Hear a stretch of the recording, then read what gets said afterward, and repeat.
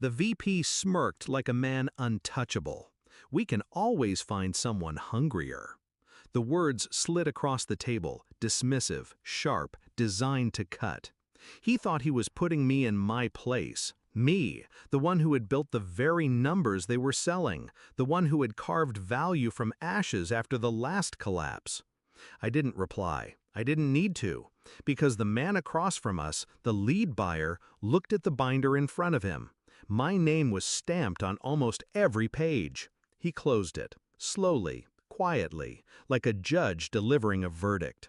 Then he stood, straightened his jacket, met the VP's smug eyes, and said, calm as a blade, "This meeting is over."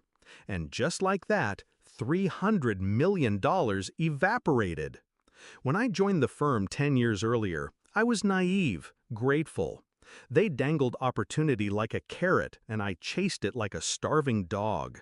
Late nights, weekends, holidays, I gave them everything. And in return, I got speeches, empty promises, praise in private, silence in public. It was the VP who had recruited me. Smooth voice, steady gaze, a hand on my shoulder as he said, "You'll go far here." I believed him, until I learned what far meant, far enough to build his empire, but never far enough to claim it. The first cracks came in the form of credit. Deals I had led, he presented as his own. Models I had built, he erased my name from. Contacts I had nurtured, he claimed he'd secured. I let it slide, thinking merit would shine through. But then came the raises. Mine was always pending. My peers got promoted while I stayed invisible, the workhorse behind the curtain. The betrayal was sharpest the year I pulled us from the brink of bankruptcy. I saved the firm tens of millions. He took the stage. I got a gift card. That's when patience curdled into resolve. I didn't rage. I didn't quit. I planned. Quietly, carefully, I built something he couldn't see: loyalty. I treated analysts like equals, associates like partners. I shared credit. I gave them space to breathe where he smothered, and they noticed. In a world of sharks, I gave them land, and piece by piece, they came to stand with me, not him.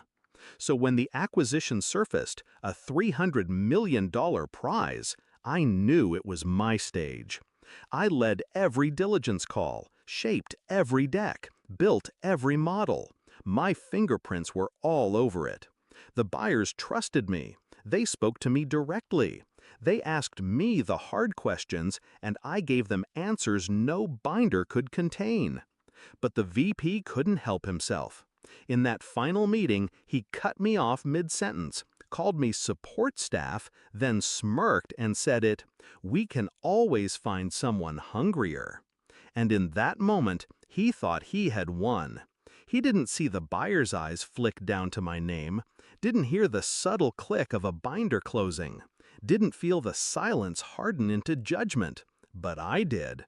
The deal collapsed in less than an hour. The buyers pulled out. Our board panicked. Overnight, the VP went from golden boy to liability. And while he scrambled, desperate to patch the leaks, I was already moving. I reached out, not to recruiters, not to strangers, but to the very clients and colleagues he had ignored. The same ones I'd built trust with year after year while he took credit.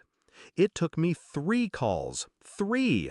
By the end of the week, I had an offer: higher pay, bigger title, better team. But that wasn't the revenge. The revenge was what I left behind. The associates, the analysts, the people he dismissed as pawns, they followed me. Not all at once, not loud, but one by one they slipped through his fingers. Every departure was a wound. Every resignation an echo of the binder slamming shut. By the 3rd month, his office was half empty. By the 6th, he wasn't VP anymore. The firm didn't fire him. They didn't have to. They just starved him of relevance. No deals, no team, no power. The same man who smirked about hunger learned what it meant to be starving. And me? I didn't gloat, Didn't post about it, didn't send a message. I simply built. Bigger, stronger, freer. Because the sweetest revenge isn't destruction. It's silence. Silence as you rise. Silence as they fall. Silence that makes them wonder, every night, how you did it. So when I think back to that meeting, the smirk, the dismissal, the arrogance, I don't feel anger anymore. I feel clarity. Because he was right, in a way. They did find someone hungrier. Me. And I stopped feeding him.